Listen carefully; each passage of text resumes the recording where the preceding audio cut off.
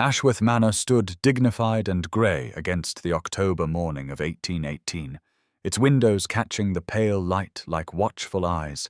and within its orderly corridors, Eleanor Hartley moved as she had moved for 10 years, silently and with perfect efficiency, a shadow among shadows, her hands steady as she fastened the tiny buttons along Lady Sophia's morning dress, while the child chattered about the robin she had seen in the garden. Eleanor was 28 years old, plain in the way that invites no second glance, her brown hair always neatly pinned beneath her cap, her grey dress, the regulation uniform of a lady's maid, her face pleasant but unremarkable, the sort of face that even kindly observers would struggle to recall an hour after she left a room. She had served this household since she was 18, attending first to the late Lady Ashworth until that gracious woman had succumbed to fever 5 years past, and now to the dowager Lady Ashworth, and most particularly to young Sophia, the 8-year-old daughter of the house who at least noticed when Eleanor entered a room, who smiled at her and asked for the stories Eleanor would tell in a soft voice while mending torn hems and loose ribbons. Eleanor knew every room of this manor, every creaking floorboard and draughty corner, knew the rhythm of the household as intimately as her own heartbeat, knew when to appear and when to vanish, knew how to press a gown so it hung without a single crease, and how to dress hair so it would hold through an evening's entertainment, knew her place with the certainty of long practice and longer resignation. She had learned not to hope for more, had learned to take her satisfaction in work well done, in the small thanks offered by Lady Sophia or the dowager, in her modest wages carefully saved in a tin box beneath her narrow bed in the servants' quarters. She had also learned not to let her gaze linger on Lord William Ashworth when he passed in the corridors or stood in the morning room reviewing correspondence, had learned to make herself even smaller and more invisible when he was near, though she could not help but observe him in those unguarded moments when her presence was so entirely unremarked that she might as well have been a piece of furniture. He was a good master, fair and just, never cruel, prompt with wages and reasonable in his expectations, a man of 35 years who carried the weight of his estates and responsibilities with steady competence, his dark hair touched with early silver, his expression serious and remote, in the way of men who have loved and lost and withdrawn into duty as a kind of armor. He spoke kindly to his daughter, consulted respectfully with his steward, nodded to his servants as a category but never as individuals, and in 10 years of service Eleanor could not recall a single moment when Lord William Ashworth had truly looked at her, truly seen her as Eleanor, as a person with a name and a heart and a life that continued when she left his presence. Eleanor had been 18 when she first arrived at Ashworth Manor in the spring of 1808, a girl still young enough to harbour the soft, undefined hopes that girls of her station were permitted, dreams that did not reach so high as to invite rebuke, but existed nonetheless in the private chambers of her heart where she imagined perhaps a kind steward might notice her, or a respectable tradesman, or even a senior servant who might offer marriage and a small household of their own where she could be a wife instead of always a servant, always secondary, always in the background of other people's lives. She had been prettier then, or at least younger, which in the economy of female value amounted to nearly the same thing, her face softer and less resigned, her eyes still bright with the possibility that life might unfold into something more than endless labor in the service of others' comfort. But 10 years had passed since that hopeful spring. 10 years of watching younger girls arrive and catch the eye of this footman or that groom.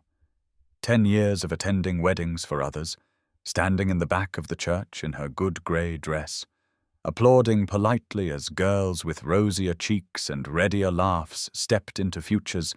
that seemed to recede further from Eleanor with each passing season. She was 28 now, which in the servants' hall was accounted firmly on the shelf, past the age when men looked twice, past the age when even modest hopes seemed anything but foolish, and she had made her peace with it as one makes peace with any unchangeable aspect of one's condition, the way one accepts the weather or the turning of seasons, Her solace was her skill, her steadiness, the reputation she had earned for competence and discretion, and the small weekly wages that she tucked away with careful discipline into the tin box beneath her bed. Coins that accumulated so slowly, but with such constancy, that over 10 years they had become a modest sum, enough perhaps for some future she had not yet defined, but which lived in her imagination as a cottage somewhere, a garden, a life that belonged to her alone. Her one true friend in the household was Mrs. Pemberton, the housekeeper, a woman of 50 with iron grey hair and a heart far softer than her stern countenance suggested, who had seen something in Eleanor from the beginning, some quality of steadiness and quiet dignity that commanded respect, and who had told her more than once that she was worth 10 of the flighty girls who came and went, though such assurances, kindly meant, could not change the fundamental facts of Eleanor's situation or restore the hopes that time and invisibility had slowly worn away. Lord William Ashworth woke at dawn as he had every morning for the past 5 years, since the fever had taken his wife Catherine and left him alone with a 3-year-old daughter and an estate that required constant attention. And he rose from his bed with the mechanical precision of a man whose days were ordered by duty rather than desire, washing and dressing with efficiency, descending to his study before most of the household had stirred, reviewing correspondence and account books, while the autumn sun crept slowly across the Persian carpet that Catherine had chosen in happier days. He was 35 years old, considered by the neighbourhood to be a man in his prime, tall and well-formed, his dark hair silvering at the temples in a way that ladies of quality found distinguished, his manner grave and courteous, his reputation that of a fair landlord and responsible master who managed his estates with competence and his household with distant benevolence, never cruel but never warm, a man who had withdrawn into the armour of his responsibilities and found there a kind of peace, or at least an absence of pain. His days followed an unvarying pattern: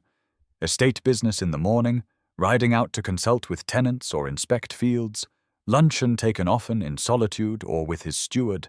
afternoons devoted to correspondence or meetings with his man of business, evenings with his daughter Sophia before she was taken up to bed by whomever attended her, then more work or a book in the library until he retired,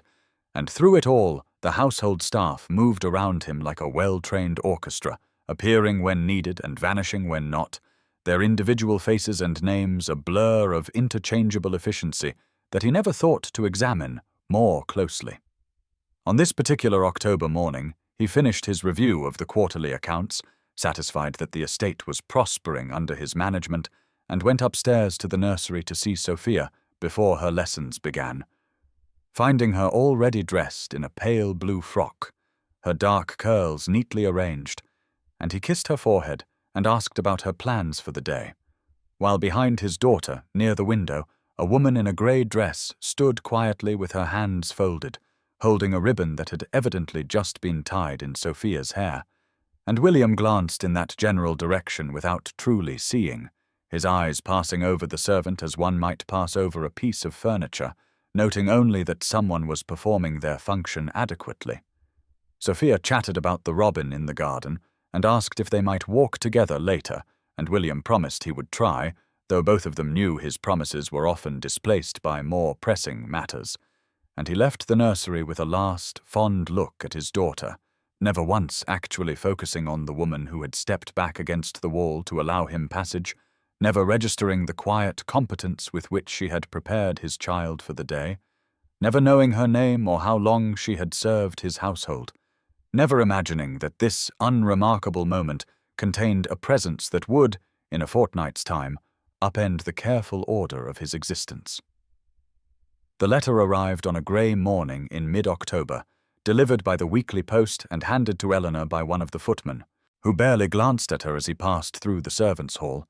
and she recognized her aunt's spidery handwriting on the outer fold and felt a small flutter of anxiety, for Aunt Margaret wrote rarely and never without purpose, and Eleanor carried the letter up to the small room she shared with another maid and waited until she had a moment of privacy before breaking the seal.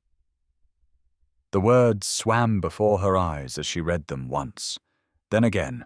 scarcely able to comprehend what the solicitor's formal language conveyed. Her aunt had died peacefully in her sleep 3 weeks prior, and in her will had left to her only niece, Eleanor Hartley, the small cottage in the village of Millbrook, where she had lived for 40 years, along with its contents and a modest sum of £200 that had been carefully saved over a lifetime of frugal widowhood. And Eleanor sat very still on the edge of her narrow bed as the reality settled over her like a cloak, both heavy and weightless at once. This was freedom. This thin piece of paper with its official seals and legal phrasing. This was the independence she had dreamed of in the abstract way one dreams of things too distant to be real. And yet now that it lay tangible in her hands, she felt not triumph, but a confusion of emotions she could not immediately name. Grief for the aunt she had seen only a handful of times, but who had remembered her nonetheless. Gratitude for the gift that required nothing of her but acceptance. And beneath it all, a strange, aching sadness that surprised her with its intensity, for it meant leaving Ashworth Manor, leaving the only home she had truly known in her adult life, leaving the routines and rooms, and even the people who had never quite seen her, but who had nonetheless formed the fabric of her existence for 10 years. She sat with the letter for nearly an hour before she finally rose and smoothed her dress and went to find Mrs. Pemberton, and then together they went to Lady Ashworth, and Eleanor gave her notice with quiet courtesy, explaining the inheritance and thanking her ladyship for a decade of fair employment, and Lady Ashworth accepted the news with the mild indifference of someone losing a competent but ultimately replaceable servant, expressing perfunctory condolences and asking only that Eleanor stay long enough to train her replacement. And by evening the news had spread through the servants' hall like ripples in a pond,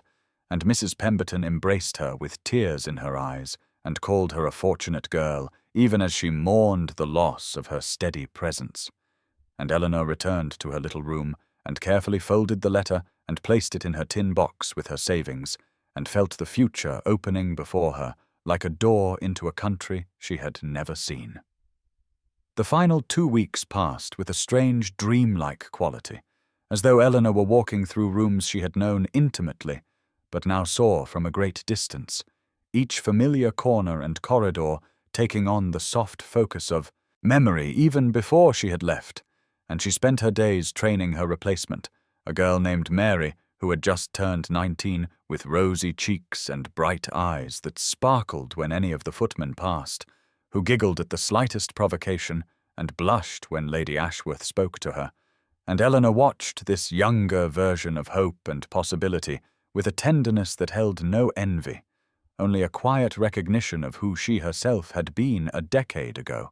before the years had taught her the particular invisibility of being useful but unremarkable. She showed Mary how Lady Ashworth preferred her tea, which dresses required particular care, how to anticipate needs before they were spoken, and Mary listened with earnest attention, though Eleanor suspected half the instruction would be forgotten within a week, and she found she did not mind, for it was no longer her concern, and that realization brought a relief so profound it was almost painful. She said her private goodbyes to the places that had shaped her days, the little alcove near the nursery where she had sat countless times mending clothes while Sophia played, the window on the second-floor landing that looked out over the gardens where she had watched the seasons turn 10 times over, the servants' hall where she had eaten 1,000 meals in companionable silence, and with each farewell she felt the threads that bound her to this place loosening one by one. On the Thursday of her final week, she allowed herself something she had never permitted before, a moment of pure self-indulgence that she knew was dangerous but could not resist now that she was leaving and therefore safe from the consequences of her own heart. She paused outside the study where Lord Ashworth sat at his desk reviewing correspondence, the door slightly ajar, and she simply looked at him, memorizing the line of his shoulders, the way the afternoon light caught in his hair, the focused expression he wore when he was absorbed in his work, and she let herself acknowledge for the first time the feeling she had buried so deep she had almost convinced herself it did not exist, the quiet, hopeless tenderness she had carried for this man who had never once truly seen her, who would never know that for years she had loved him in the safe silence of her own hidden heart. And she stood there for perhaps 2 minutes, granting herself this single indulgence, this moment of honest feeling, before she turned away and continued down the hall to fold Lady Ashworth's shawls and pack them in lavender, carrying her secret with her like a pressed flower in a book, beautiful and bloodless and safely dead. Sophia discovered that Eleanor was leaving on the Friday before her departure, when the child came bounding into her grandmother's sitting room to show a ribbon she had found, and overheard Lady Ashworth instructing the new maid Mary on the proper way to arrange her jewellery box, and the little girl had stopped mid-step and asked where Eleanor had gone, and Lady Ashworth had explained with casual indifference that Eleanor would be leaving service at the end of the week, and Sophia had gone very still, in that way children do when they are absorbing news too large to immediately comprehend, and then she had turned and run through the corridors until she found Eleanor in the linen room folding sheets, and she had thrown herself at Eleanor's skirts with a ferocity that nearly knocked the older woman backward, crying that it was not true, that Eleanor could not leave, that she would not allow it. Eleanor had knelt down and gathered the child into her arms, feeling her heart crack at the tears soaking into her shoulder, and she had stroked Sophia's dark curls and murmured gentle reassurances that meant nothing, for the truth remained unchanged, and Sophia had pulled back and looked at her with those large grey eyes so like her father's, and demanded to know why. Why was she leaving? Did she not love Sophia any more? And Eleanor had felt tears prick her own eyes as she promised that she loved her very much, but that she had to go and build her own life now, and Sophia had declared with the absolute conviction of an 8-year-old that she would make Papa fix it, that Papa could do anything, that he would make Eleanor stay.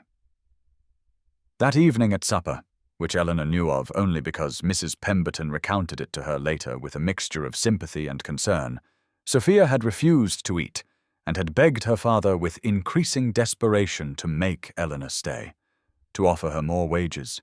to command her not to leave, and Lord Ashworth had looked up from his soup with mild surprise, and asked who Eleanor was, and Sophia had stared at him with disbelief, and cried that Eleanor was her maid, that she had been with them forever, that she told the best stories and mended all her dolls and braided her hair every morning, and was the kindest person in the whole house, and William had frowned slightly as though searching his memory for a face to attach to the name,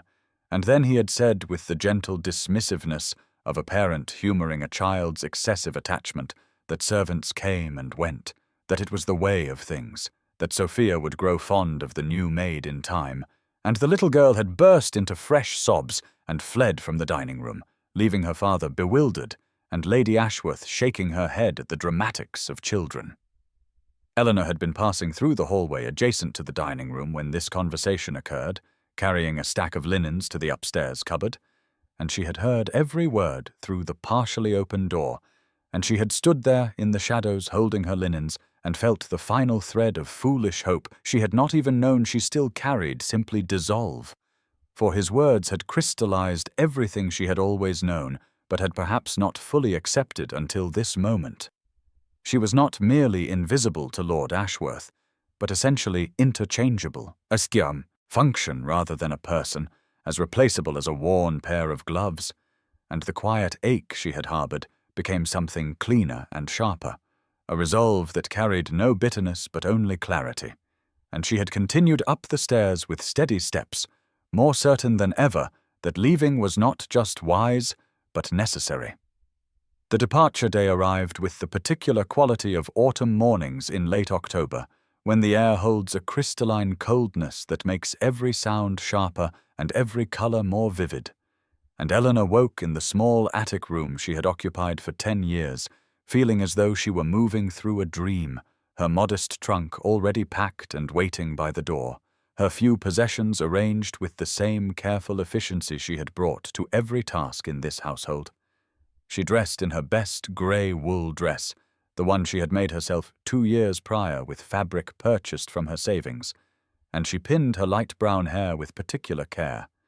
and she looked around the bare room one final time before descending the servants' stairs for the last time, her footsteps echoing in the early morning silence. The other servants had gathered in the courtyard despite the early hour, for Eleanor had been well liked, even if she had never been particularly noticed, and Mrs. Pemberton stood at the centre of the group with red-rimmed eyes. And when Eleanor emerged into the cool morning air, the housekeeper stepped forward and embraced her with a fierceness that spoke of affection too deep for words, whispering that she was to right, that she was to be happy, that she deserved every good thing. The stable boy had loaded her trunk onto the hired carriage that waited near the kitchen entrance, a modest conveyance that would carry her 20 miles to the village where her new life awaited, and Eleanor was making her quiet farewells to the cook and the parlour-maid when there came a sudden commotion from the house, and Sophia appeared running across the courtyard in her white nightgown, her dark hair loose down her back, her face streaked with tears, and she flung herself at Eleanor with such force that Eleanor staggered backward and had to brace herself to catch the child. Sophia was sobbing that she could not go, that she must not go, that nothing would be right without her, and Eleanor knelt in the damp courtyard and held the little girl and stroked her hair and murmured soothing words that meant nothing, because the truth remained that she was leaving.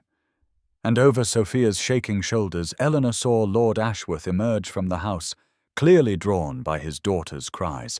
and he stood at the top of the steps looking down at the scene with an expression Eleanor could not read. He descended slowly, his intent clearly to simply acknowledge her departure with a nod and then shepherd his daughter back inside.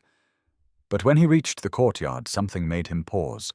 and for the first time in 10 years, William Ashworth truly looked at Eleanor Hartley, saw the way she held his daughter with infinite gentleness, saw the respect in the faces of the servants gathered around her, saw the quiet dignity in her posture even as she knelt on the cold stones, and something in his chest shifted in a way he did not understand. Eleanor gently disentangled herself from Sophia's embrace and rose to her feet, smoothing her grey wool skirt with hands that trembled only slightly, and she turned to face Lord Ashworth fully, for what she realized might be the first and last time in all these years, and she executed a perfect curtsy, the kind she had practiced 1,000 times in service, but had never before performed with such acute awareness of the man before whom she bent. When she rose, she lifted her eyes and met his gaze directly, and in that moment something passed between them that neither could have named, a recognition or a question, or perhaps simply the shock of truly seeing another human being after years of looking past them, and Eleanor found that his eyes were not the distant grey she had observed from afar, but held flecks of blue and green like a winter sea. And William found himself startled by the intelligence and depth in her face,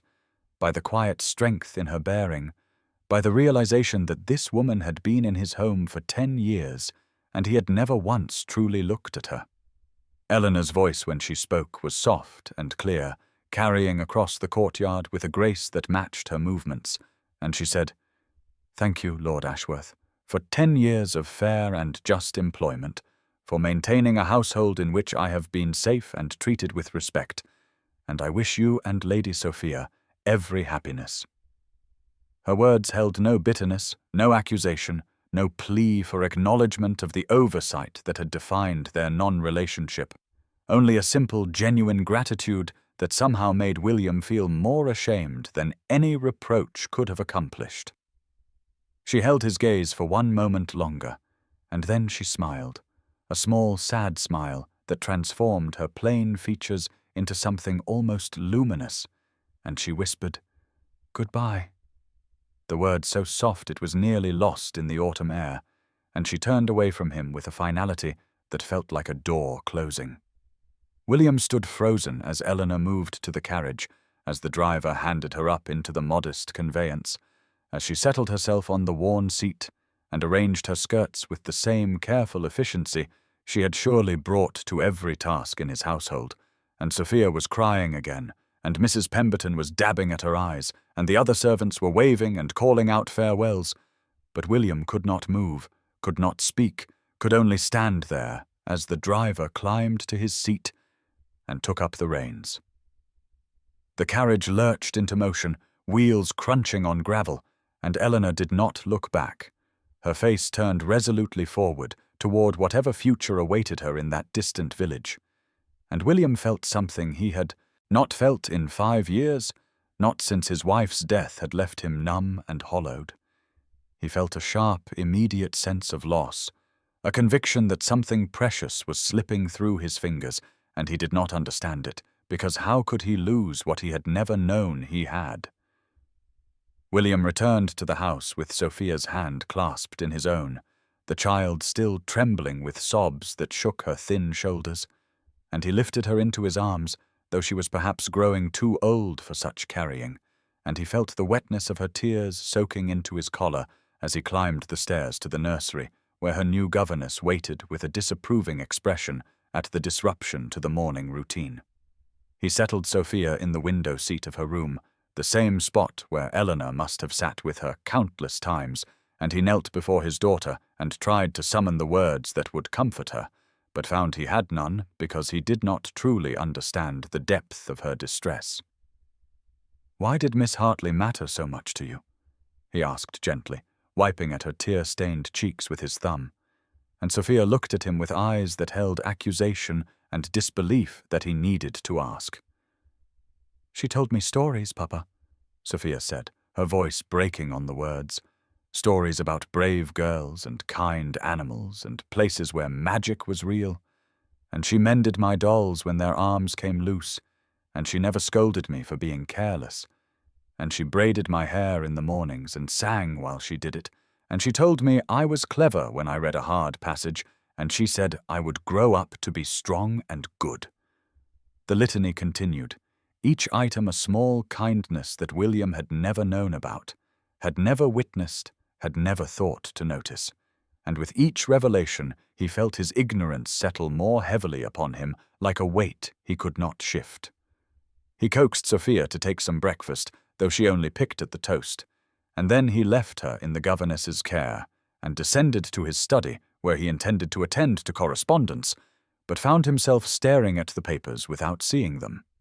He rang for Mrs. Pemberton, and when the housekeeper arrived he asked her to sit, an informality that made her eyebrows rise, and he asked her about Eleanor Hartley, about what manner of person she had been, about why the entire household seemed to mourn her departure. Mrs. Pemberton regarded him with an expression that held both respect for his position and a certain protective reserve. And then she told him that Eleanor had been the steadiest and most capable worker she had known in 30 years of service, that she never complained, never shirked, never caused trouble, that she was kind to everyone from the lowest scullery maid to Lady Ashworth herself, and that the household had run more smoothly because of her quiet competence. "She has been here 10 years, William said, the number feeling suddenly significant and shameful, and Mrs. Pemberton nodded and said, "Yes, my lord, 10 years, and in all that time she never once asked for special consideration or drew attention to herself. And that is why I suppose she was so easy to overlook,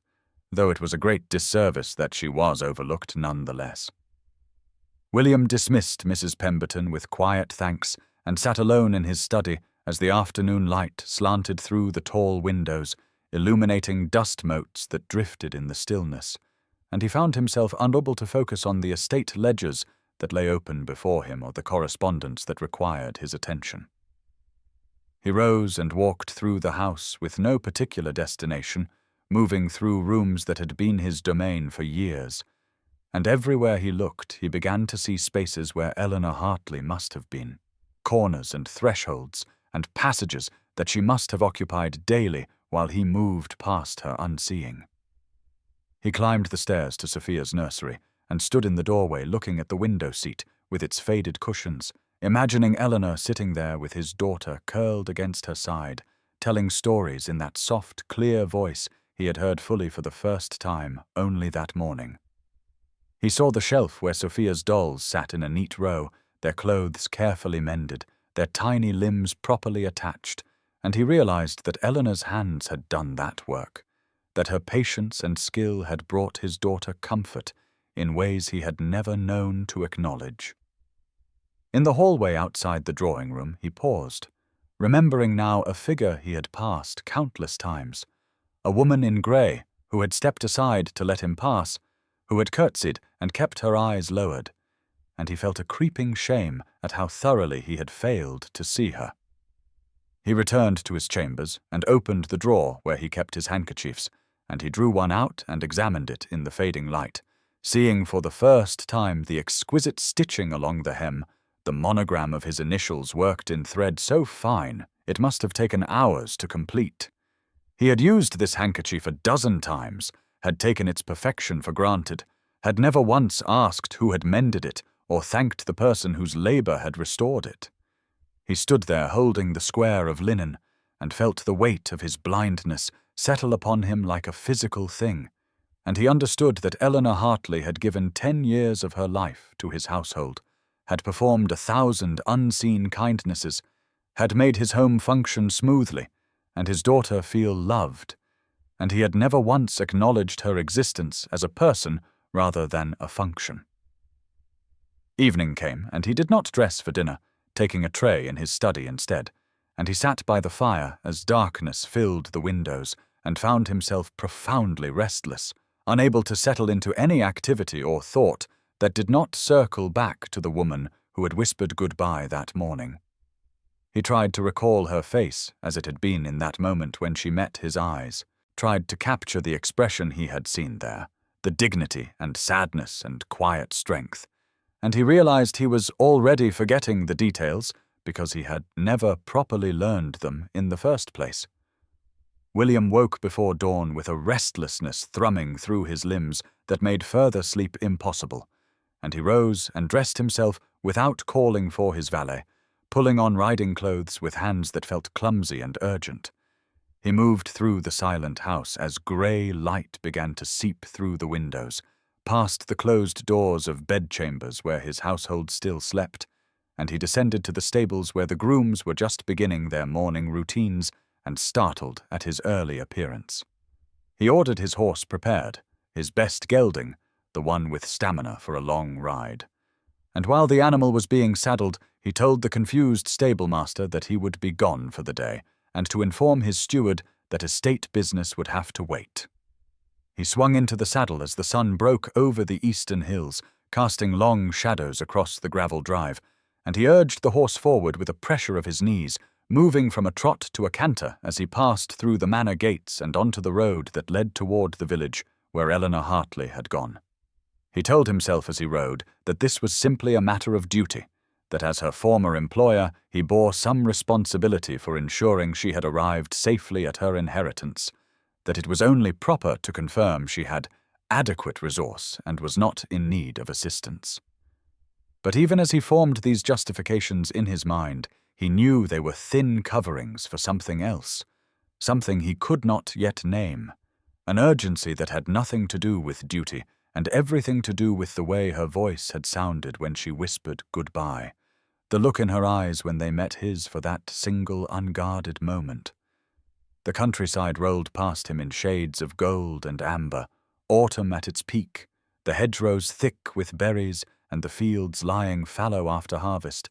and he pushed the horse faster than was perhaps wise on the rutted roads, driven by a need he did not fully understand. His thoughts churned as the miles passed beneath him, circling around the revelations of the previous day, the litany of kindnesses Sophia had recounted, Mrs. Pemberton's quiet testimony to Eleanor's worth, the handkerchief with its perfect stitching that represented just one of countless unseen labors. He thought about the woman who had lived in his house for 10 years, who had moved through his days like a ghost, and he felt shame settle deep in his chest at how thoroughly he had failed to see her, how completely he had taken her presence for granted. The sun climbed higher as he rode, warming the air, and he began to wonder what he would say when he reached her cottage, how he would explain this impulsive journey, what words he could possibly offer that would make sense of the scarcely compulsion that had driven him from his bed before dawn to chase after a woman he had never truly known. William arrived at the village just past midday when the autumn sun stood high and bright, and he slowed his horse to a walk as he passed the small shops and cottages that lined the main street, asking directions from a woman sweeping her doorstep, who pointed him toward a lane that curved away from the center of the village toward a stand of oak trees already half bare of leaves. He found the cottage easily, a small stone structure with a thatched roof and a garden gate that hung slightly crooked on its hinges, and he dismounted and tied his horse to the post before pausing to look at the place that Eleanor Hartley had inherited, seeing how neat it was despite its modest size, how the garden beds were carefully tended even this late in the season, how smoke rose from the chimney in a thin, steady stream. He approached the window and looked through the wavy glass, and there she was, moving about the small front room with her back to him, arranging books on a shelf, and he was struck by how different she appeared in this space that was entirely her own. At the manor she had always held herself with a particular stillness, a way of occupying minimal space, of making herself small and unobtrusive. But here in her cottage she moved with a fluidity he had never seen. Her shoulders relaxed, her gestures unhurried, and there was something in her expression when she turned toward the light that made him catch his breath, a softness and openness that transformed her features entirely. He realized he was staring, and stepped back from the window, suddenly uncertain of what he was doing here, what he could possibly say to explain his presence. But he had ridden for hours, and could not simply turn back without speaking to her, so he moved to the door and knocked, hearing the sound echo in the quiet afternoon. There was a pause, then footsteps, and the door opened, and Eleanor stood before him with her hand still on the latch, her eyes widening in shock and confusion as she recognized him. And he saw her glance past him as if expecting to see others. A carriage, some delegation. Before her gaze returned to his face with an expression of such bewilderment that he felt foolish and intrusive. She curtsied automatically, a gesture so ingrained that she performed it even here in her own doorway, and she said his name with a question in her voice. "Lord Ashworth, is something wrong? Is Sophia well?" And he realized she could conceive of no reason for his appearance except some crisis or catastrophe. He removed his hat and asked if he might speak with her, hearing the formality in his own voice, and Eleanor hesitated for only a moment before stepping back and opening the door wider, gesturing him into her small parlor with a hand that trembled slightly, her face flushed with confusion and what might have been fear. Eleanor gestured toward the single chair near the fireplace, where a modest fire crackled against the afternoon chill, and William sat, because standing seemed to increase the awkwardness between them, and she remained standing for a moment before perching on the edge of a small wooden stool, her hands folded in her lap in that familiar attitude of patient waiting. He now recognized as the posture she had held throughout all those years at the manor. He cleared his throat and asked if she was well, if the journey had been difficult, if the cottage was in good repair, hearing his own voice take on the formal cadence he used when inspecting the estate or addressing tenants about their concerns. And Eleanor answered each question with quiet assurance, telling him the journey had been uneventful. The cottage was small but sound. She had everything she required. She thanked him again for the years of fair employment, for wages paid promptly, for a household run with justice and order, and her gratitude was so genuine and so complete that it made him feel worse rather than better, made him aware of how little he had actually given her beyond the basic requirements of a decent employer. A silence fell between them, awkward and heavy, and William looked around the small room, seeing her few possessions arranged with care, a stack of books on the shelf, a sewing basket beside the hearth, a vase with late autumn branches on the small table, and he realized he had no legitimate reason to be sitting in her parlor, no excuse that would withstand examination for why he had ridden for hours to see a woman who had been his employee and was now simply a free person living her own life. He should rise, make his departure, return to his own world and leave her to hers, but instead he found himself asking a question that came from somewhere deeper than courtesy or duty, asking why she had left, why she had chosen to go when she might have remained in security and comfort at the manor. Eleanor looked at him with surprise evident in her wide eyes, and she seemed to be measuring whether he truly wanted an answer or was merely making conversation. And after a long moment, she said carefully that she had been grateful for her position, that she had learned much and been treated fairly, but that 10 years was a long time to live in one place, and she had felt it was time for a change. Her answer was diplomatic and bland, the kind of response a servant gives to deflect deeper inquiry.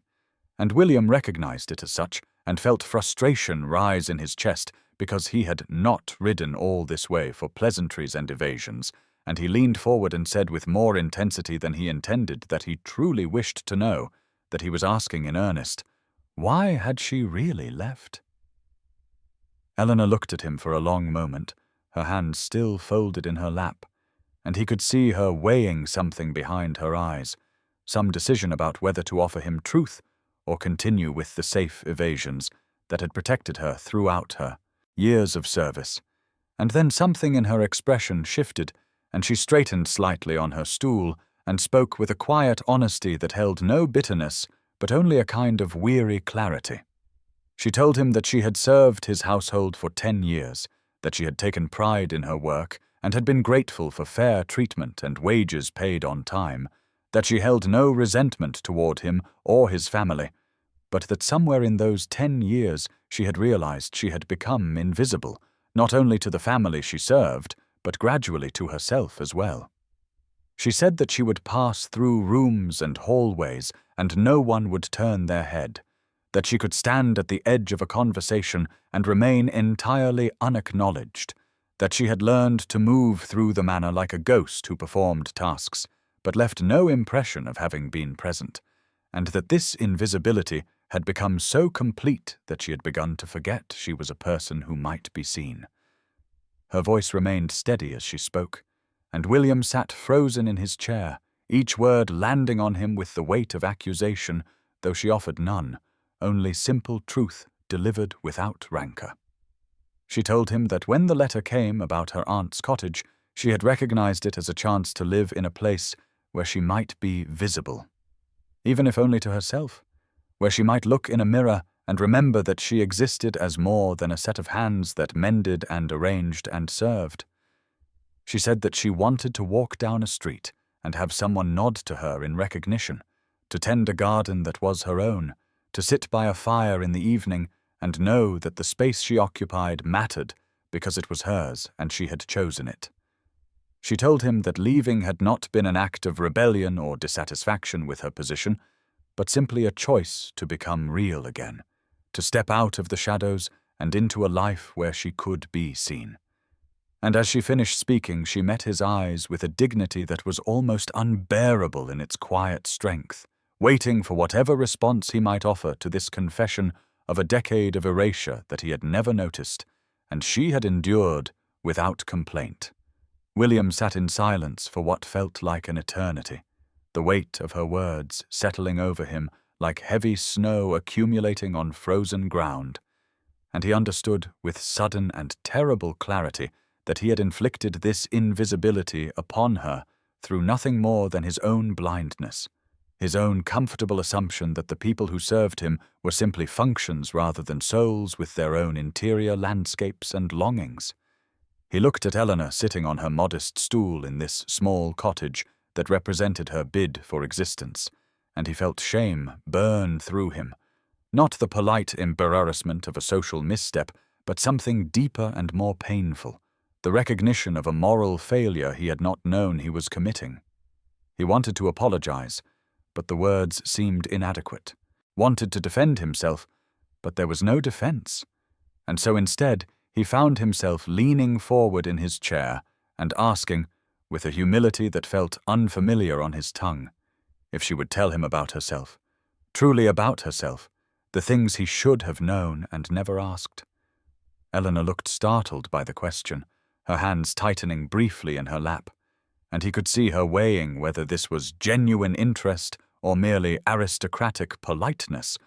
but something in his expression must have convinced her, because after a moment she began to speak, haltingly at first, and then with growing ease. She told him about her childhood in a small village, much like this one, the daughter of a schoolmaster who had taught her to read and write and to love books despite their modest circumstances, and about her mother who had been skilled with a needle and had passed that gift to her daughter, along with a love of creating beauty from simple materials. She spoke of her father's death when she was 16, her mother's illness that followed, and the necessity that had led her to service at 18, carrying with her the education and skills that set her apart from many in her position, but also made her isolation more acute, because she could see and understand the distance between what she was and what she might have been in different circumstances. William listened with an attention he had rarely given to anyone, hearing not just the facts of her history, but the quiet intelligence in how she spoke, the grace with which she described hardship without self-pity,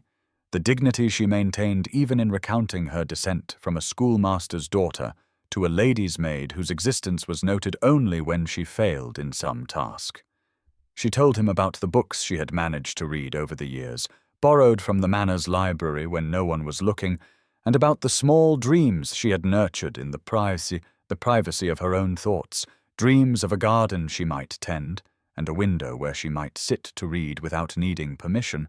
And as she spoke, William found himself not just listening, but truly seeing her, recognizing the depth and richness of the person who had moved through his house like a ghost for 10 years, while he had looked through her as though she were made of air.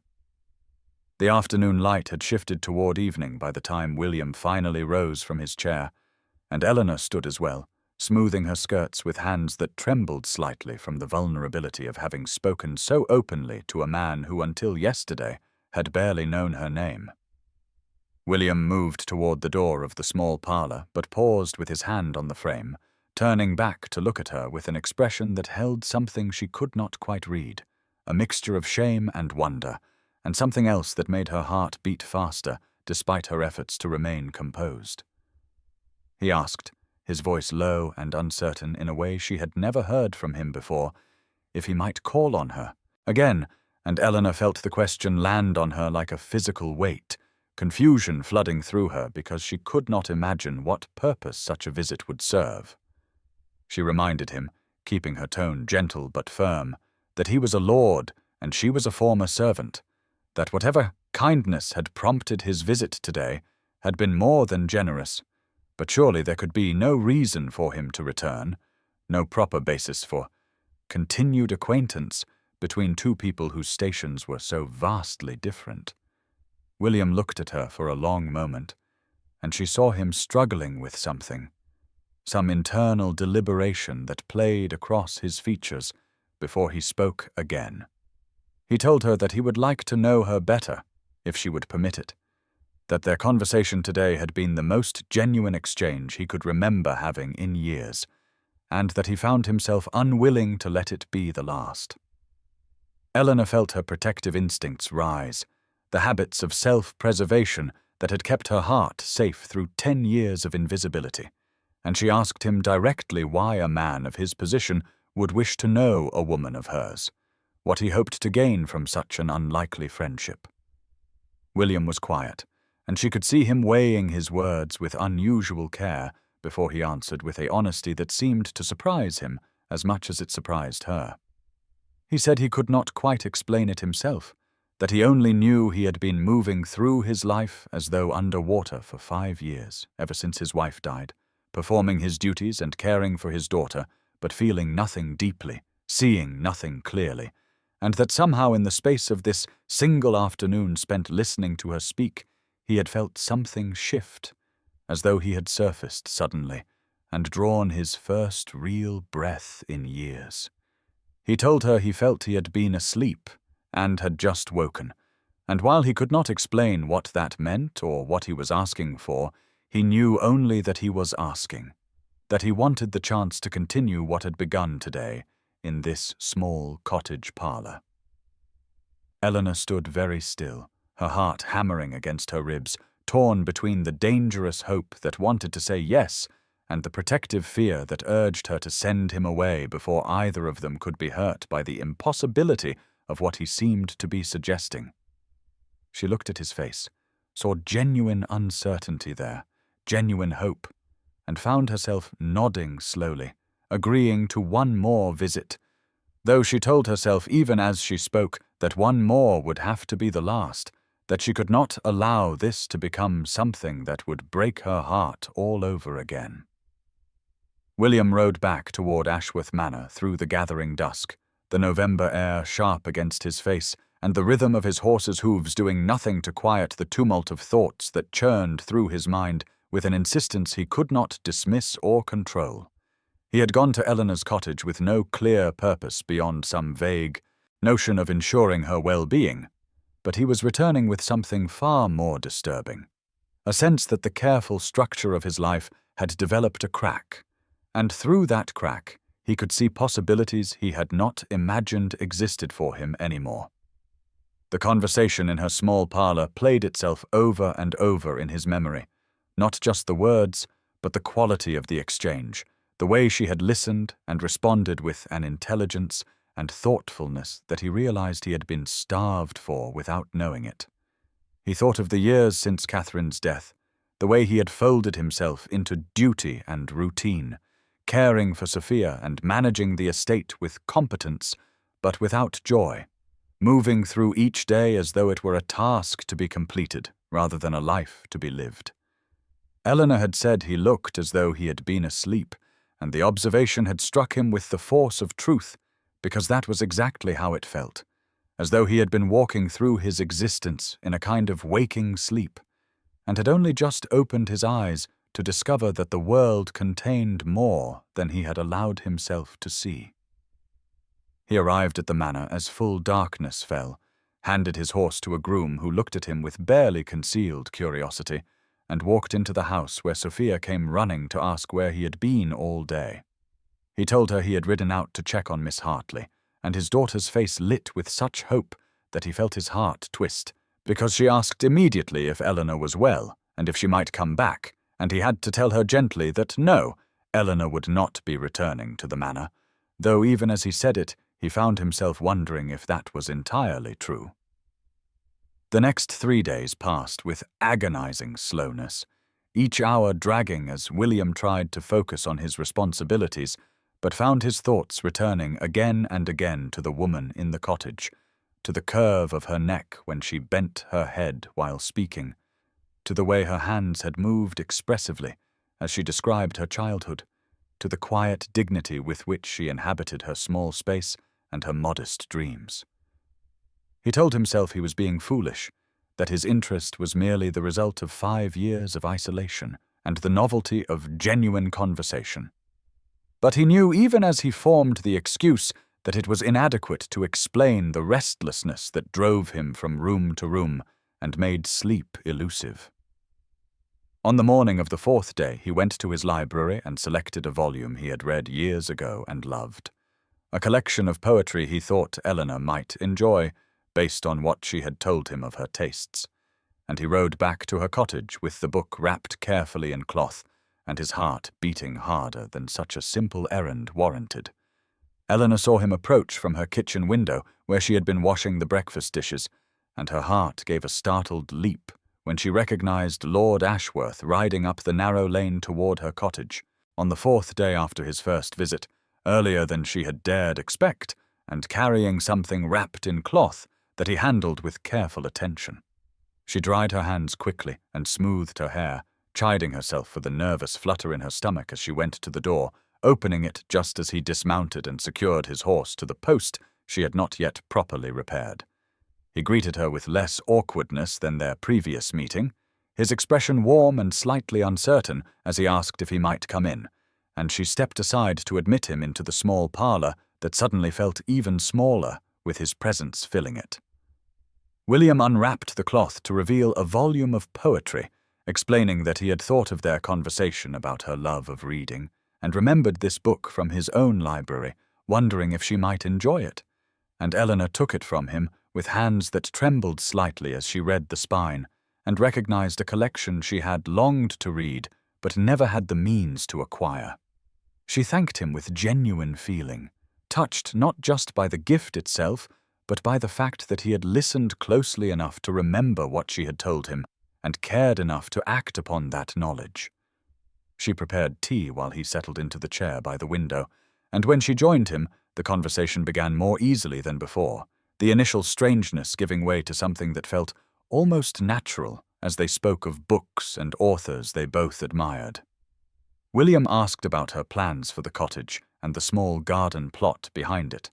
and Eleanor found herself describing her hopes with more enthusiasm than she had intended,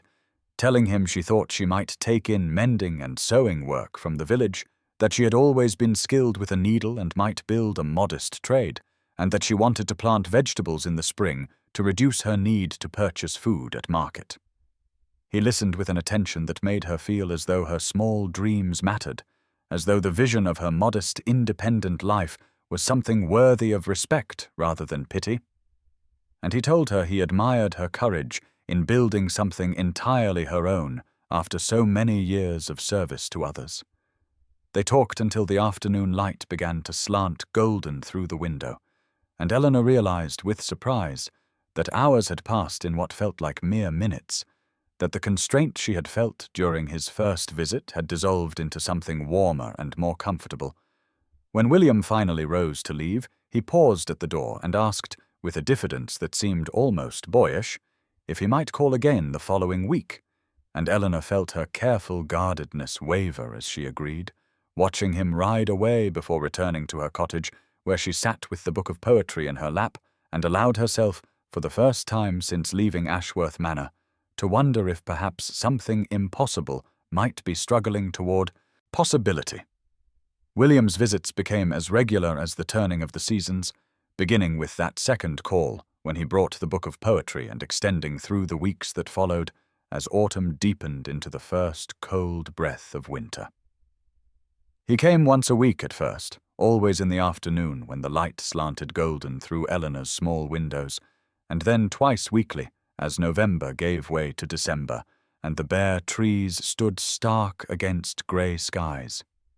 He brought books each time, volumes from his library that he thought she might enjoy, and they would sit in her parlour with tea growing cold between them as they discussed literature and ideas with an ease that surprised them both. Eleanor discovered that beneath William's reserved exterior and his lordly manner there lived a man of genuine curiosity and thoughtfulness, someone who had read widely and thought deeply about what he read, who asked her opinions as though they mattered and listened to her answers with an attention that made her feel as though her thoughts had weight and value. William discovered that Eleanor possessed not just intelligence but wit, a quiet humour that emerged when she felt safe enough to let it show, and a perceptiveness about human nature that came from years of observation from the margins of other people's lives. They spoke of novels and poetry, of philosophy and history, of the small details of daily life, and the larger questions that haunted thoughtful people in the quiet hours. The formality that had marked their early conversations gradually softened into something warmer, the careful distance between them narrowing by degrees as Lord Ashworth became William in her thoughts, though never yet on her lips, and Miss Hartley became Eleanor in his mind, though he still addressed her with proper respect.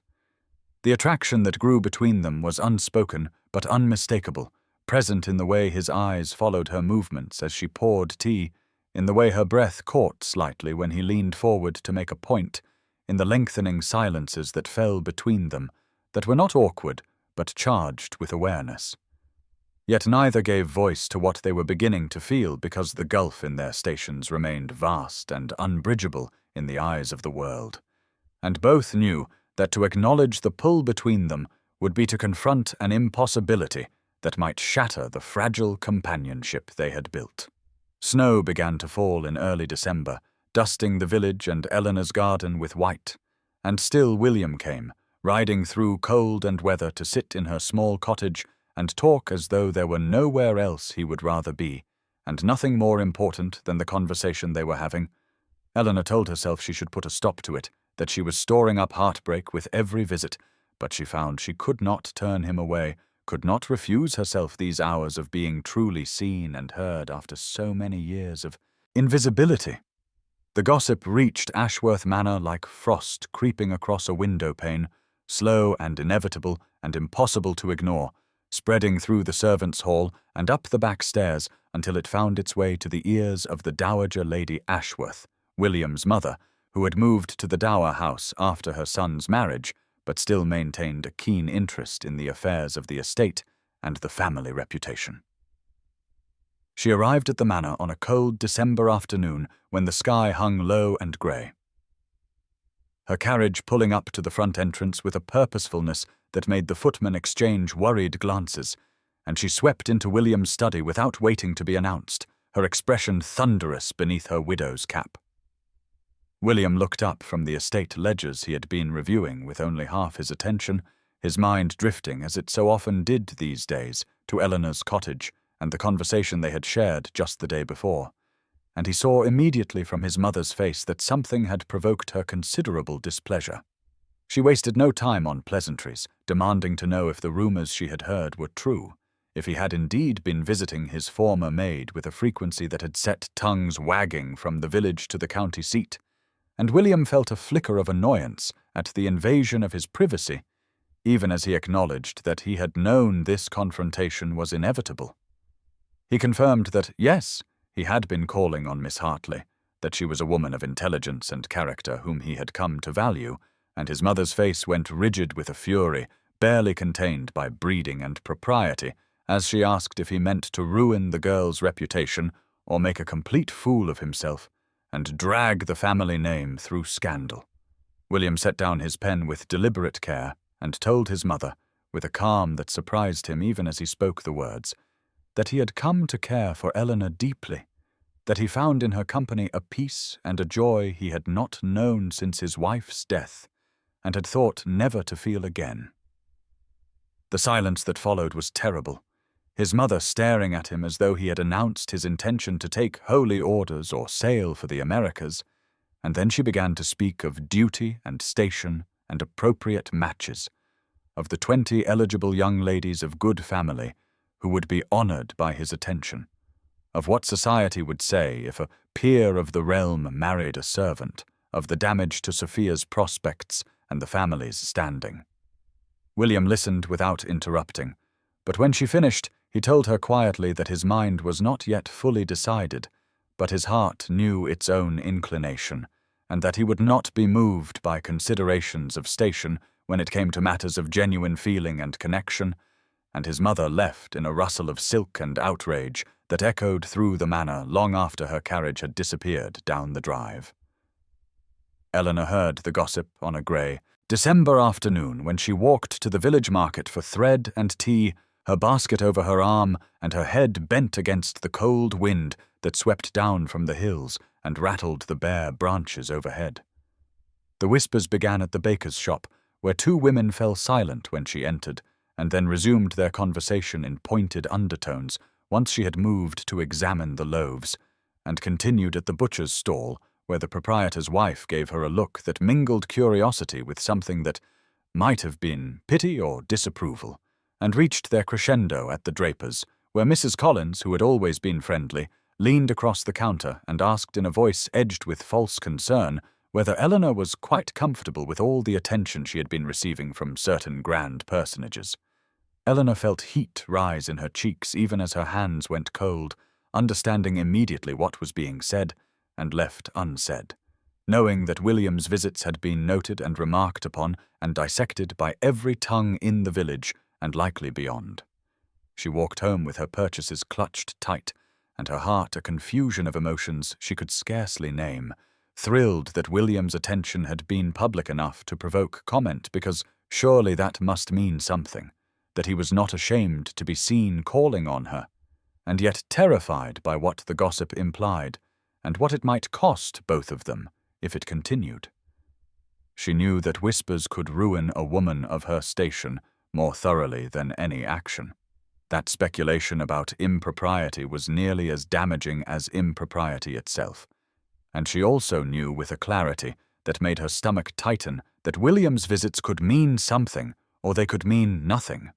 that a lord's interest in a former servant's conversation might be mere curiosity or kindness with no deeper intention, and if she allowed herself to hope for more, she risked a heartbreak that would shatter her utterly. Mrs. Pemberton arrived at the cottage 2 days later, having made the journey from the manor with the express purpose of speaking plainly to the girl she had mentored and protected for 10 years. And over tea in Eleanor's small parlour, she delivered her warning with the gentle firmness of someone who cared too much to stay silent. She told Eleanor that she had heard the talk, that the whole county was buzzing with speculation about Lord Ashworth and his former maid, and that while she believed William to be an honourable man, Eleanor must understand that hope could be a dangerous thing for women of their class, that lords did not marry servants no matter how much they might value their company, and that Eleanor was storing up a grief that might break her if she did not guard her heart more carefully. Eleanor listened and nodded and thanked her old friend for the concern, and when Mrs. Pemberton left, she sat alone in the gathering dusk and acknowledged the truth of every word, but she knew with absolute certainty that she could not turn William away when he came to her door, could not refuse herself these hours of being seen and known, even if the price she paid later was devastating. William arrived at Eleanor's cottage on a December afternoon when snow had begun to fall in earnest, the flakes descending thick and silent from a sky the colour of pewter, and he knocked at her door with a strange tightness in his chest that he recognized as both anticipation and a fear he could not quite name. Eleanor opened the door, and the surprise in her eyes gave way to something more complicated when she saw his expression, and she stepped aside without a word to let him enter, brushing the snow from his shoulders with an instinctive gesture that spoke of care, even as her face remained guarded. They sat in her small parlour with tea growing cold between them and the fire crackling in the grate, and for several long moments neither spoke, the weight of all that had been left unsaid in their previous visits pressing down upon the silence until William could no longer bear it. He told her, his voice rougher than he intended, that he had been only half alive since Catherine died, that he had wrapped himself in duty and routine and emotional distance, because feeling anything at all had been too painful, that he had thought himself resigned to a life of mere function, without joy or genuine connection. He said that knowing her these past weeks had awakened something in him he had believed permanently extinguished, that their conversations had become the fixed point around which his days organized themselves, that he found himself thinking of things she might say or how she might laugh at some observation, and that he had come to realize he was no longer half alive when he sat in her small cottage with the world reduced to just the two of them and the quiet communion they had built. Eleanor listened with her hands folded tightly in her lap, her face very pale, and when he finished she drew a breath that sounded unsteady and told him that she valued his friendship more than she could express, that these weeks had been a gift beyond measure, but that she understood the limits of what was possible between them, the boundaries that could not be crossed, no matter how much either of them might wish otherwise. William leaned forward and asked her what limits she meant, what boundaries, and there was an intensity in his gaze that made Eleanor's heart beat so hard she was certain he must hear it. She felt herself balanced on the edge of something vast and terrifying, the choice between protecting herself and speaking a truth that might shatter everything, and when she opened her mouth, she was not entirely certain which path she would choose until the words began to emerge, quiet and careful, and weighted with all the longing she had tried so desperately to suppress. Eleanor spoke with a steadiness that surprised her, given how wildly her heart was racing, and she told William that she needed him to understand what he was asking when he spoke of limits and boundaries, that she was a former servant and he was a lord, that the world in which they lived did not permit such unions, no matter how much two people might value one another's company or find joy in conversation. She said that she would not be his secret, would not accept clandestine visits that grew more frequent and more intimate until the inevitable discovery and scandal would not become an object of pity or scorn in the village or a source of shame to him when society turned its back, because she had spent too many years being invisible to voluntarily become something worse, something whispered about in tones of judgment and dismissal. She told him that if he truly valued her, if their friendship meant to him even a fraction of what it had come to mean to her, then he must also respect the reality of their situations, the gulf that separated their stations and the consequences that would fall upon them both, but most heavily upon her, if they allowed themselves to cross lines that society had drawn with absolute clarity. William listened without interrupting, his gaze never leaving her face, and when she finished, he was silent for a long moment, the firelight casting shadows across his features and the snow falling steadily beyond the window,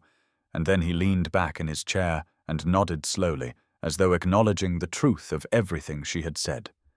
He told her she was right, that the world would object, that his family would be appalled, and society would condemn them, and the gossip would be vicious and unrelenting.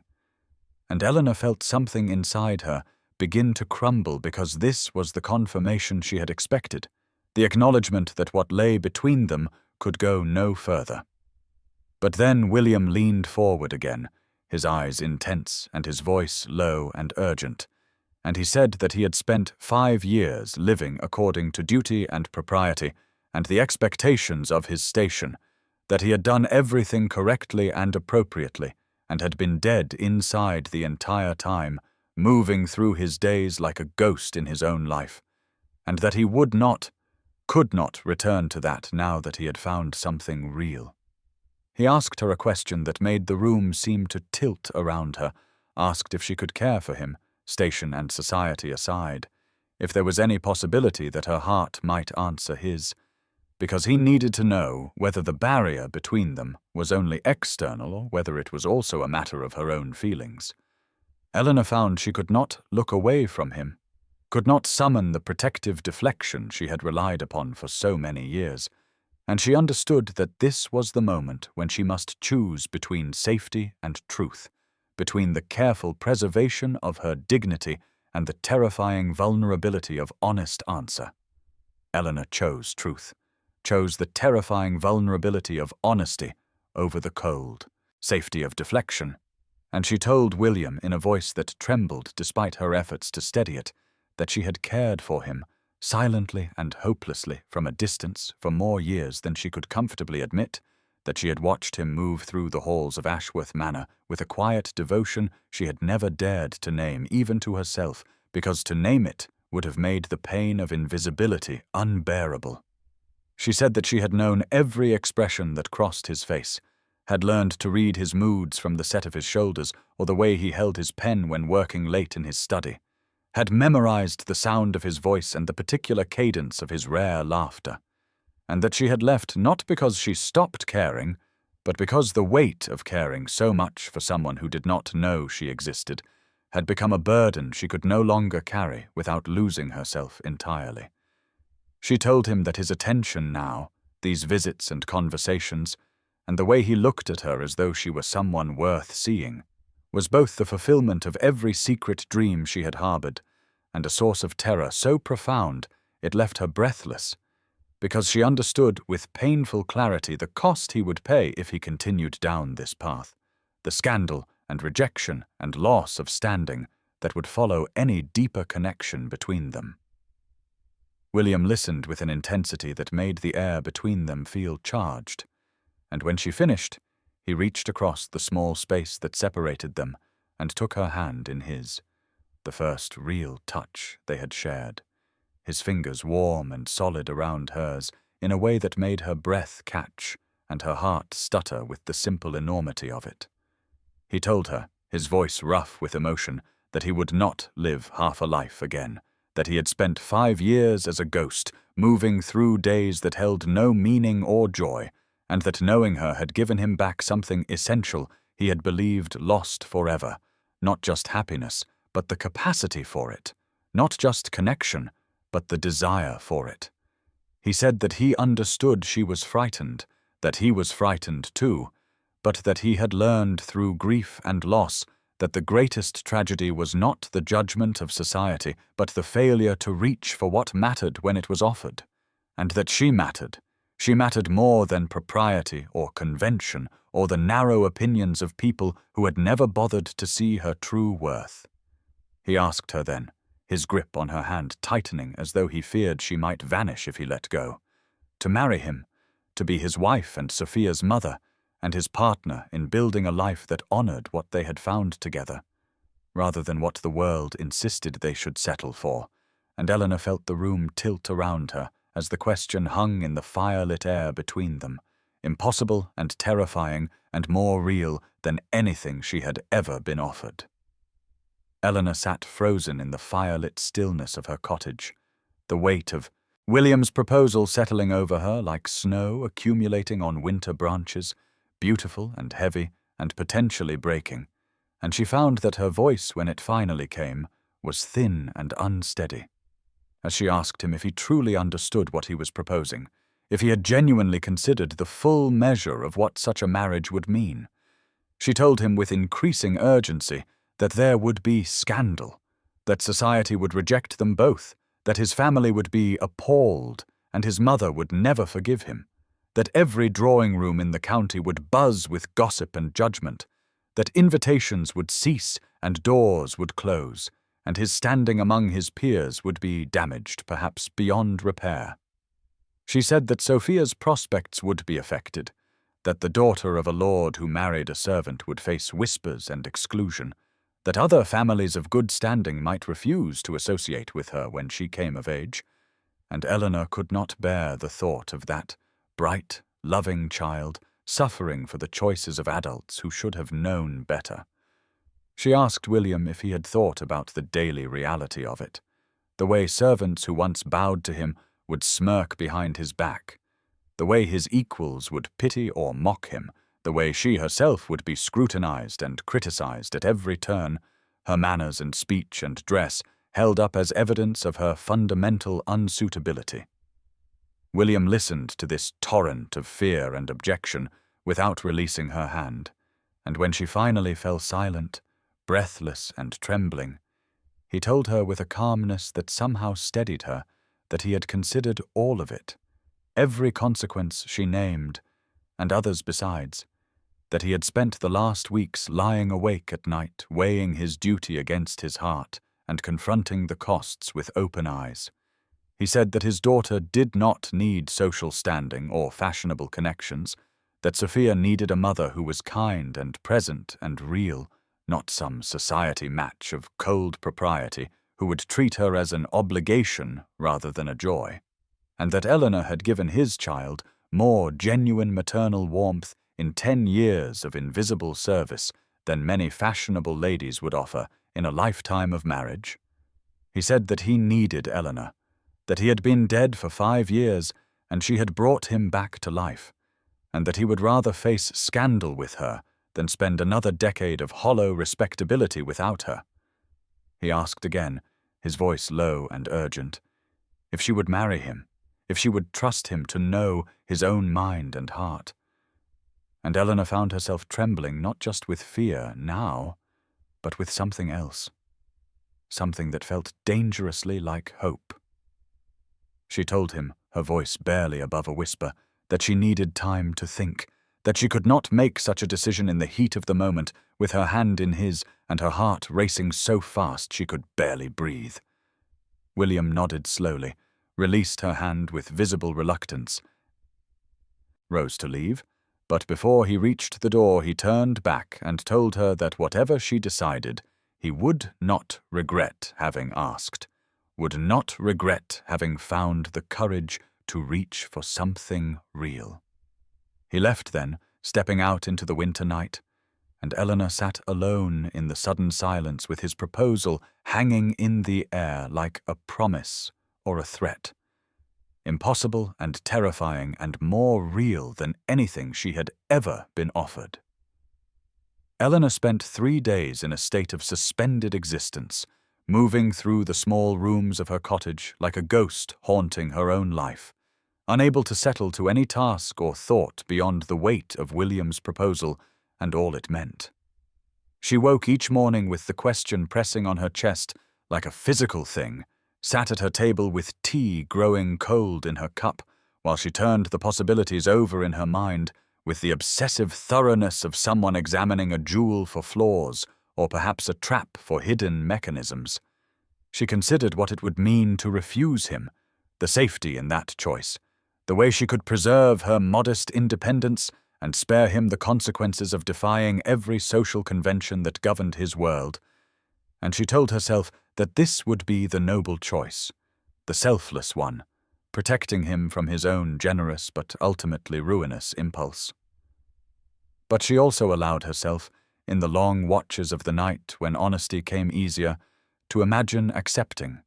to picture herself as William's wife, standing beside him not as a servant, but as a partner, mothering Sophia not from the shadows but in full acknowledgement, building a life that honored what they had found together rather than what society insisted they should settle for. She thought of the costs he would pay, the scandal and rejection and closed doors, and she wondered if she had the right to let him make such a sacrifice, if love could ever be worth the price he would be asked to pay in reputation and standing and family approval. On the second day, Mrs. Pemberton came to visit, her kind face creased with concern, and Eleanor found herself confessing the proposal and her terrible indecision. And the housekeeper listened with the patience of long friendship before saying that Eleanor had spent 10 years making herself small and invisible for the comfort of others, and perhaps it was time to trust that she might be worth the trouble, worth the fight, worth the scandal. Eleanor wept then, surprising herself with the force of her emotion, and Mrs. Pemberton held her and told her that refusing William to protect him was just another form of disappearing, another way of deciding that her own worth was less important than avoiding difficulty. By the third day, Eleanor understood with a clarity that felt like sunlight breaking through winter clouds that she had a choice to make, not between selfishness and nobility, but between fear and courage, between hiding and being seen. And she realized that if William was brave enough to ask her, then she must be brave enough to accept, to trust his judgment of his own heart, and to believe in her own value as something real and worthy rather than something to be apologized for or hidden away. She sat at her small desk and wrote a brief note asking him to call on her, that she had an answer to his question, and when she handed it to the boy who would carry it to the manor, she felt terror and exhilaration in equal measure, the sense of standing on a precipice with no certainty of what lay beyond, but a fierce determination to leap anyway. William arrived at Eleanor's cottage within the hour of receiving her note. His horse lathered from the speed of his ride, and when Eleanor opened the door to him, she saw in his face such a mixture of hope and fear that her own anxiety quieted in the need to ease his, and she stepped back to let him enter, gestured him toward the chair by the fire, but he remained standing, his whole body tense with waiting.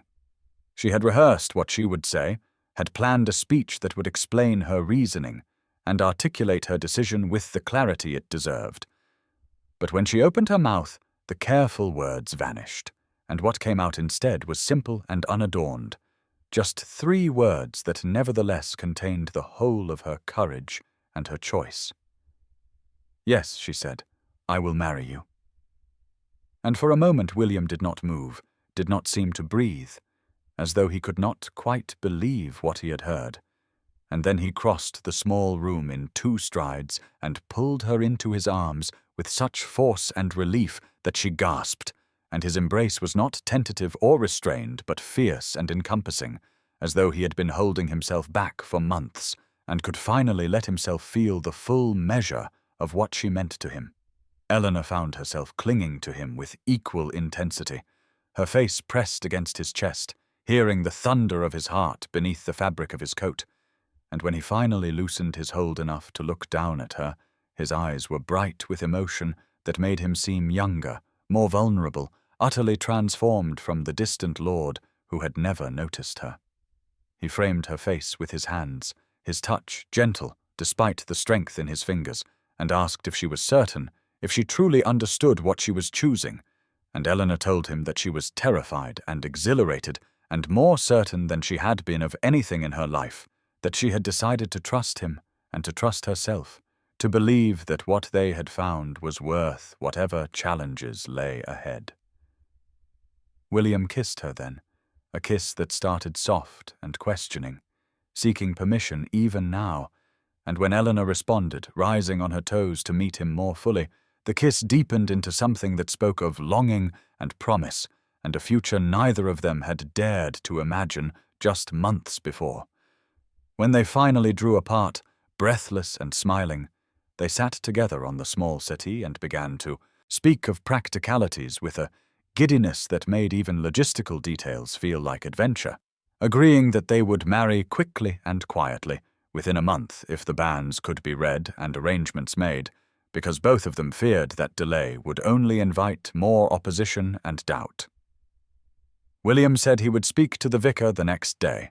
that he would make it clear this was not an impulsive folly, but a deliberate choice made by a man in full possession of his faculties and his heart,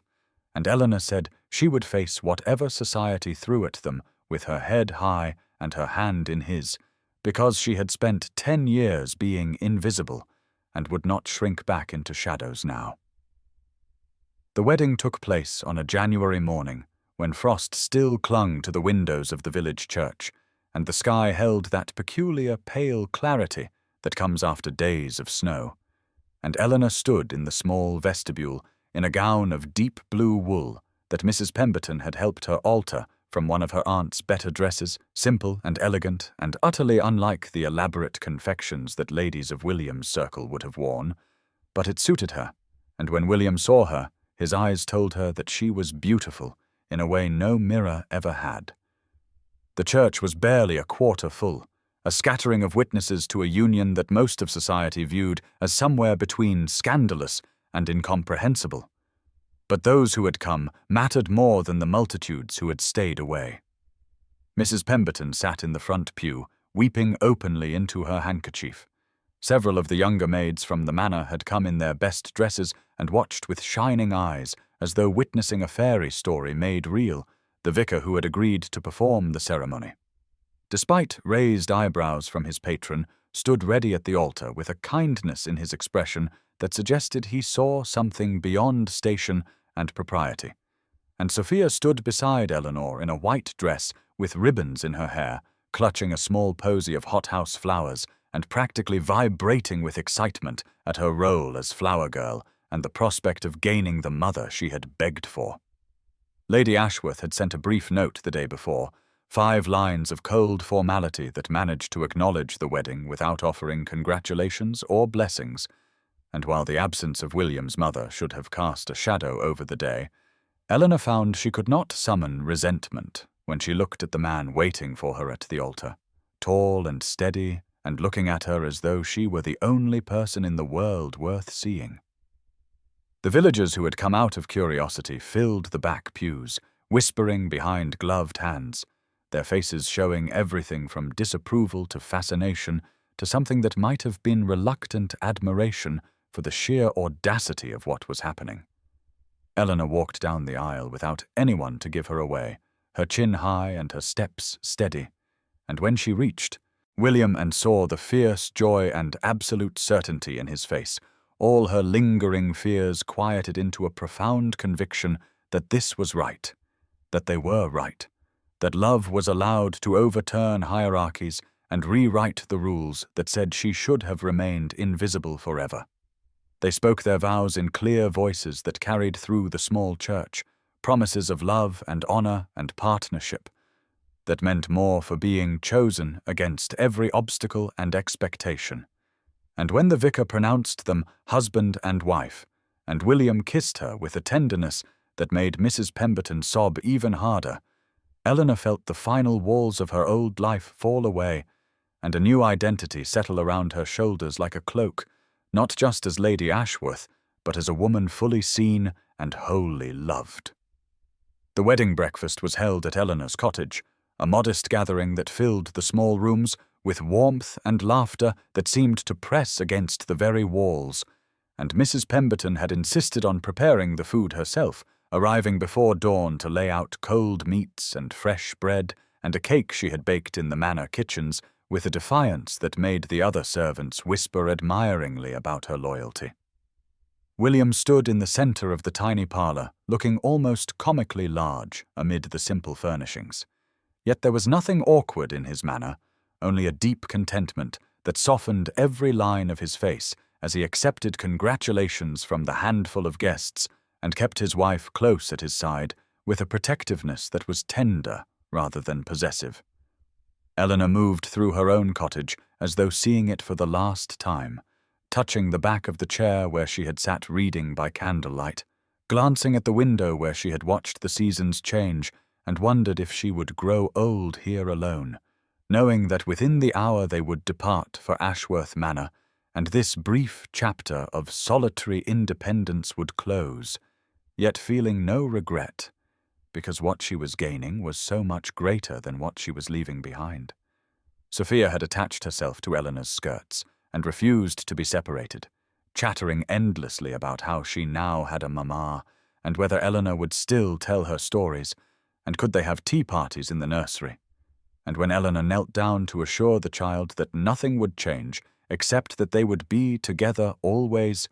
Sophia threw her arms around Eleanor's neck and whispered "Mamma" into her ear for the first time. The single word delivered with such trust and joy that Eleanor felt tears spring to her eyes and had to press her face against the child's hair to compose herself. William saw the moment, saw his wife and daughter embracing in a shaft of winter sunlight that streamed through the cottage window, and the rightness of what he had done settled into his bones with a certainty that no amount of social disapproval could shake,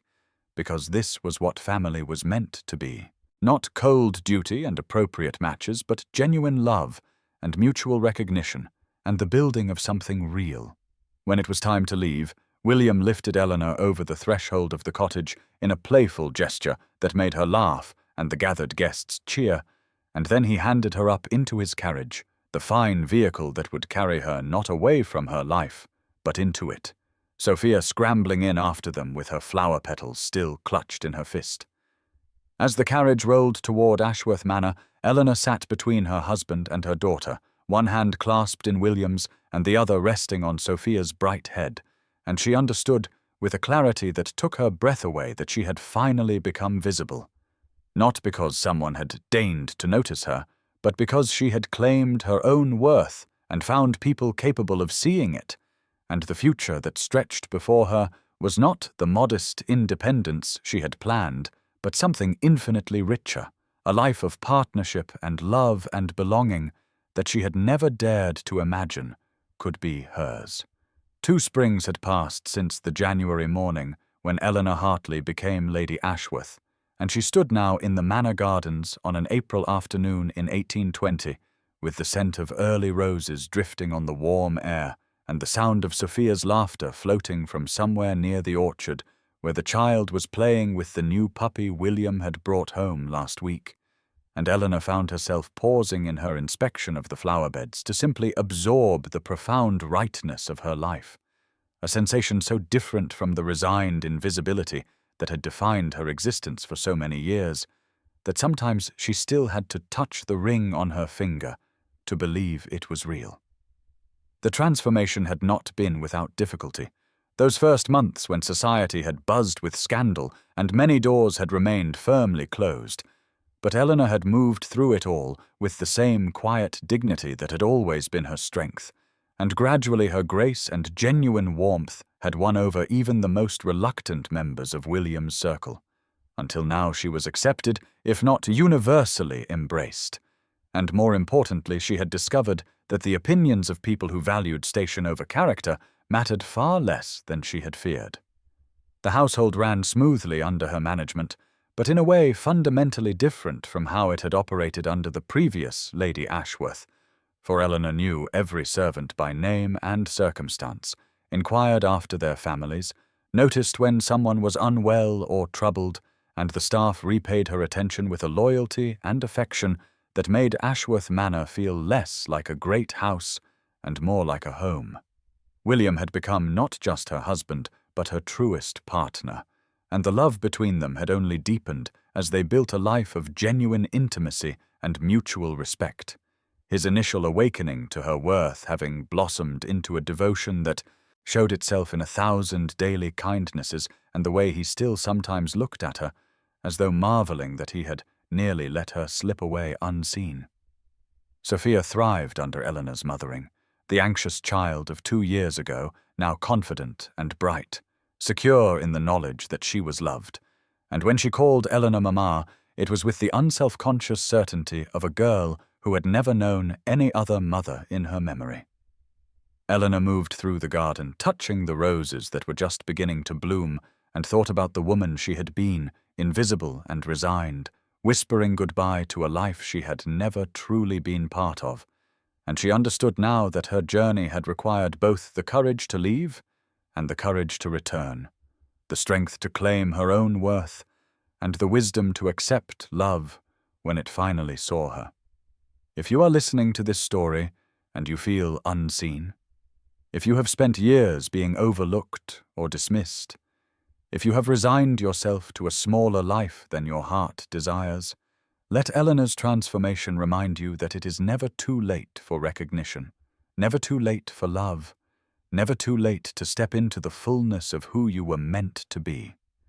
The world may try to render you invisible, but your worth exists whether or not others have the eyes to see it. And somewhere there may be someone who will finally look at you and truly see, someone for whom you will not have to diminish or hide or apologize for taking up space. Hold on to your dignity, trust in your value, and know that the story of your life can change in a single moment when you find the courage to whisper goodbye to invisibility and step toward the light.